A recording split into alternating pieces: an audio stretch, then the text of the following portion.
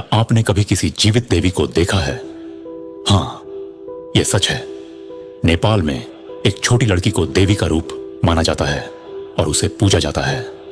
आज हम आपको मिलवाने जा रहे हैं 2025 की नई रॉयल कुमारी से, मासूम आर्यतारा शक्य। चलिए जानते हैं इस अद्भुत परंपरा के बारे में। नेपाल की कुमारी परंपरा सदियों पुरानी है। इसे जीवित देवी भी कहा जाता है। यहां एक छोटी लड़की को दुर्गा देवी का अवतार माना जाता है। सोचिए, सिर्फ 2 से 5 साल की उम्र में एक मासूम बच्ची को नेपाल में देवी की तरह पूजा जाता है। चयन की प्रक्रिया बेहद खास है। लड़की के 32 गुण देखे जाते हैं, जैसे शारीरिक पूर्णता, हाथ पांव की बनावट, आंखों का रंग, आवाज, साहस और मासूमियत। जो भी चुनी जाती है वह रहती है कुमारी घर में और भक्तों को आशीर्वाद देती है। यह परंपरा हिंदू और बौद्ध धर्म का संगम है और नेपाल की सांस्कृतिक पहचान की धरोहर है।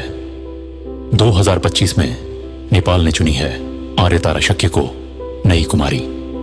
उनकी उम्र लगभग 2 साल 8 महीने है और वे शाक्य कुल से हैं।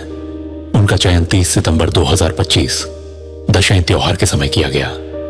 अब आर्यतारा नेपाल में देवी मानी जाती हैं।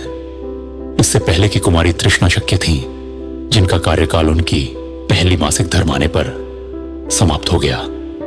अब आर्यतारा कुमारी घर में रहेंगी और आने वाले सालों में विशेष अवसरों पर भक्तों को दर्शन देंगी। कुमारी का जीवन आम बच्चों से बिल्कुल अलग है। वे खेल कूद या सामान्य स्कूल में नहीं जाती। उनका दिन पूजा, दर्शनों और त्योहारों में व्यतीत होता है। जब पहली मासिक धर्म आती है या कोई शारीरिक चोट होती है तो उन्हें देवी का दर्जा छोड़ना पड़ता है।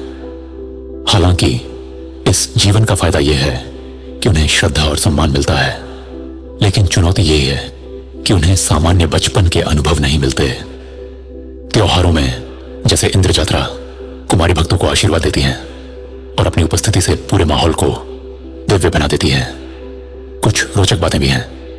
कुमारी की आंखों में लाल रंग की झलक होती है, जिसे दिव्यता का प्रतीक माना जाता है।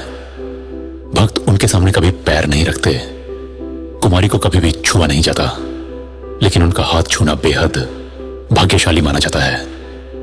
यह परंपरा नेपाल में ही अनोखी है और दुनिया भर में इसके लिए प्रसिद्ध है। अगर आपको यह कहानी पसंद आई हो तो अपने दोस्तों और परिवार के साथ इसे जरूर शेयर करें और ऐसे ही रोचक और अनोखी परंपराओं के लिए जुड़े रहें।